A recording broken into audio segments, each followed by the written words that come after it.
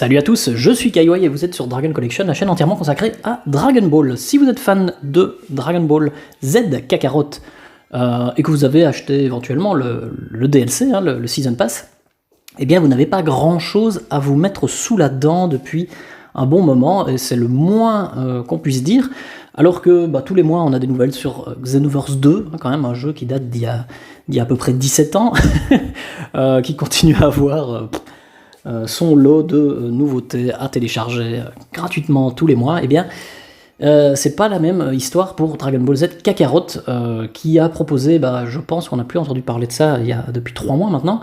Le DLC, le Season Pass, est divisé en 3 parties. La première est sortie et elle en a déçu plus d'un, on peut le dire, le DLC qui proposait la transformation de Goku et Vegeta en Super Saiyan God face à Whis et plutôt face à Beerus, dans une histoire qui a été remaniée, on n'a pas bien compris, puisque le film Dragon Ball Z Battle of Gods proposait une histoire un petit peu différente de son adaptation Dragon Ball Super. Mais alors là, c'était vraiment différent, quoi. Ça se passait pas du tout comme ça. Un choix de facilité, pour ne pas devoir montrer plusieurs décors, etc. Clairement, c'était un choix de facilité. Ça sentait déjà un peu, quand même, la facilité. C'est un peu embêtant, parce qu'on paye une trentaine d'euros pour un DLC.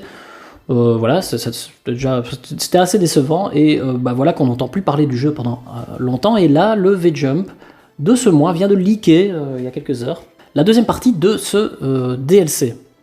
Et sans surprise, ça va couvrir la partie Resurrection F avec les transformations en Super Saiyan God, Super Saiyan, donc Super Saiyan Blue de Goku et Vegeta. On le voit à l'image, on a des screenshots du DLC, on n'a pas plus de détails. Par contre, sur l'histoire que va suivre cette deuxième partie du DLC, maintenant on s'en doute, on va faire face d'abord à Freezer et puis à Golden Freezer ensuite.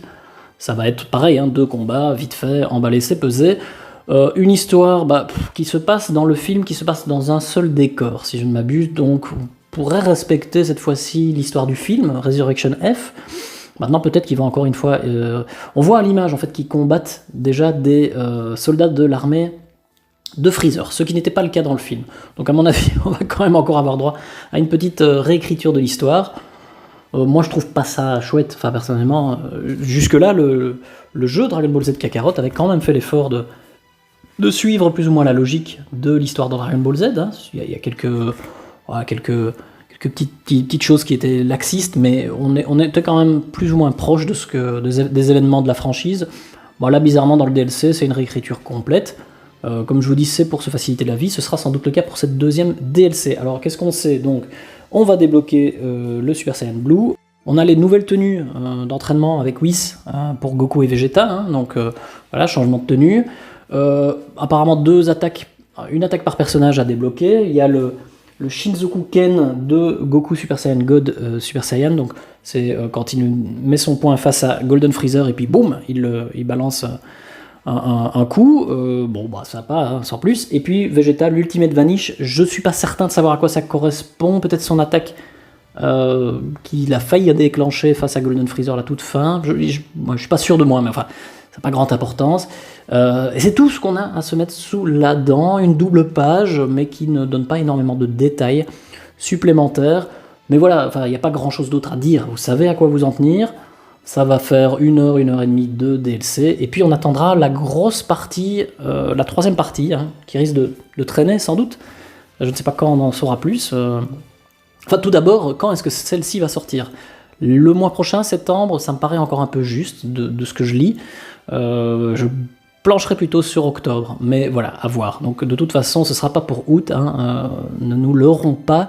On en entendra parler à mon avis en septembre ou en octobre, et puis arrivera la 3e et dernière partie de ce premier Season Pass qui apparemment sera un peu plus longue, ce sera une vraie aventure en plus, parce que là ils ne considèrent pas que c'est des aventures supplémentaires, c'est juste des combats et des nouvelles transformations, mais on aura droit alors à une aventure. Alors, j'en avais parlé dans une précédente vidéo, qu'est-ce que ça pourrait être ?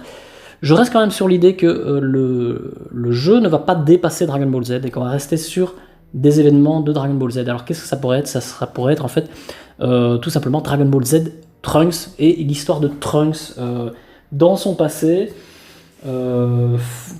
L'histoire du TV Special face à C17, C18, l'histoire avec Gohan du futur, hein, Mirai Gohan, sa mort, la découverte du pouvoir de Super Saiyan par Trunks, et puis il voyage jusque dans notre présent.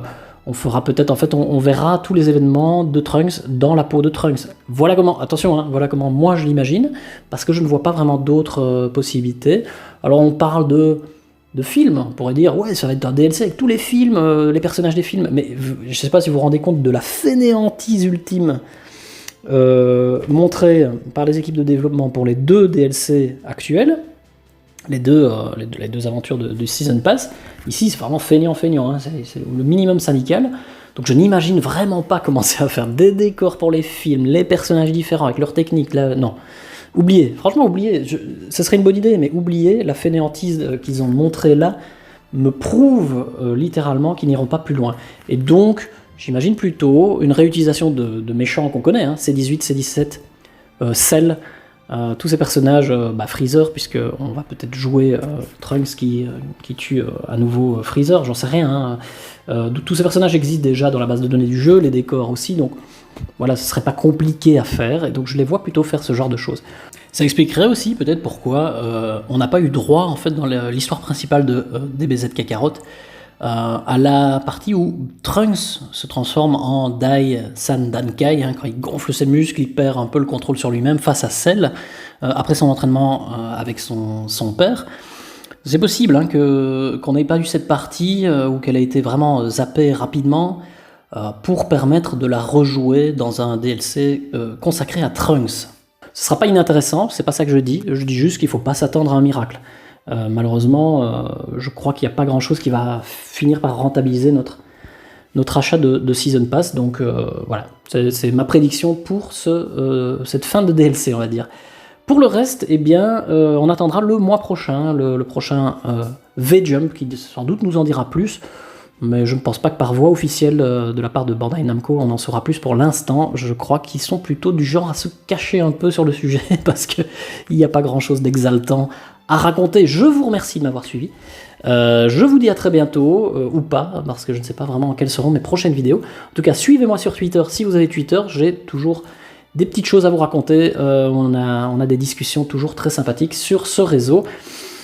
Et eh bien, portez-vous bien surtout. À bientôt. Salut à tous.